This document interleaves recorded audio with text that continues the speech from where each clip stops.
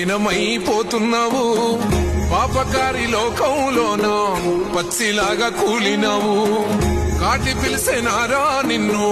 కదలకుండా పడి ఉన్నావు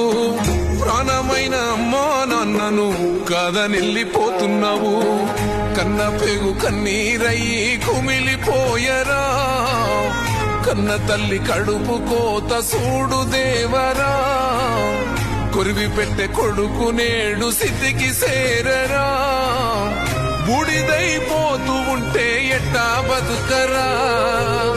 ముల్లోకాలు ఏలే శంకర మూడో కన్ను తెరిసినవా కన్న కొడుకు ప్రాణం తీసి కడుపు కోతనిచ్చినవా ఎండి కొండలుండే